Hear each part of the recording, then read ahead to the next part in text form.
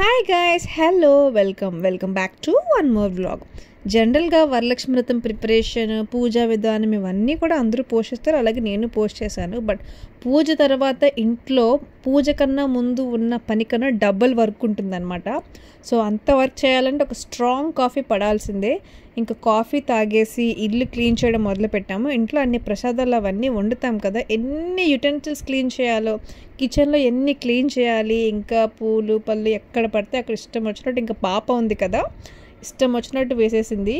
So ఇంకా అవన్నీ clean చేసేసరికి నాకు ఎంత టైం పట్టిందంటే ఆల్మోస్ట్ నేను పూజ రోజున 3 to 4 times క్లీన్ చేసి ఉంటాను ఇల్లంతా. సో అంటే గజిబిజిగా అలా ఉంటే ఫ్రీగా ఎలా కూర్చోగలం చెప్పండి? క్లీన్ చేయకుండా నా మనసు ఒప్పుకోదు. సో ఇంకా అప్పటికి మేము 3-4 times వాష్ చేసాం.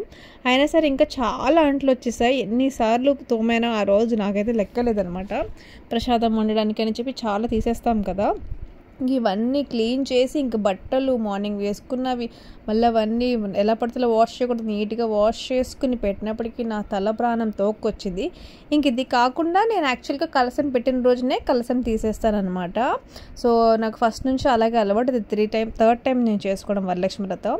సో ఇంకా అందుకని ముందు కిచెన్ వర్క్ కంప్లీట్ చేసుకుని ఆ తర్వాత బెడ్రూమ్కి వెళ్ళానండి.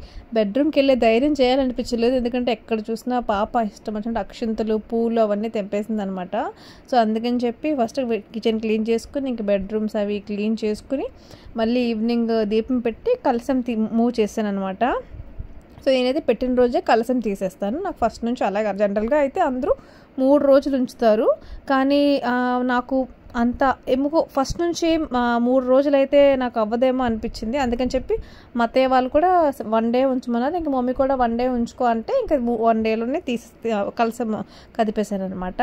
ఇంక సెకండ్ బెడ్రూమ్కి రావాలంటే కూడా భయం వేస్తుంది. అన్ని బట్టలు అంటే ముందు రోజే వాష్ చేశాను. సో అవి ఫోల్డ్ చేయడానికి మళ్ళీ పెట్టిన జ్యువెలరీ, పాప జ్యువెలరీ, పట్టీలు ఇవన్నీ క్లీన్ చేసి పెట్టాను. అంటే నేను సెకండ్ బెడ్రూమ్లోకి అస్సలు రాలేదు క్లీన్ చేసుకోవడానికి. అందుకని చెప్పి ఇప్పుడు వచ్చి నీకు ఫైనల్గా ఈవినింగ్ కొంచెం మళ్ళీ ఫ్రెష్ అప్ అయ్యి క్లీన్ చేసుకుని ఇల్లంతా మళ్ళీ అమ్మవారికి దీపం పెట్టడానికి అయితే నేను రెడీ అవుతున్నాను. సో ఇదేమి నైటీ కాదు, నైటీ వేసుకుని పూజ చేస్తుందని కమెంట్ చేయకండి. డ్రెస్ వేసుకున్నాను. సో ఇంకా కార్డ్ సెట్ వేసుకుని పూజ చేసుకుంటున్నాను అనమాట.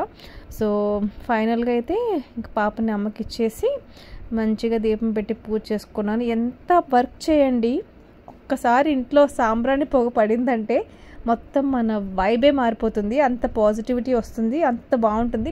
నాకు ఎప్పుడైనా మనసు బాగోపోయినా సరే నేను సాంబ్రాణి వెలిగించుకుంటాను అనమాట. ఇలా పూజ చేస్తేనే అలా ఏం కాదు, నాకు ఆ స్మెల్కి నాకు కొంచెం మైండ్ అంతా ప్రశాంతంగా ఉంటుంది. సో అందుకని చెప్పి నాకు చాలా చాలా చాలా ఇష్టం సాంబ్రాణి అంటే. ఇంకా అమ్మవారికి శారీ అదంతా కూడా నేనే కట్టాను. మీరు ముందు వ్లాగ్స్లో చూసుంటే బాగుంటుంది.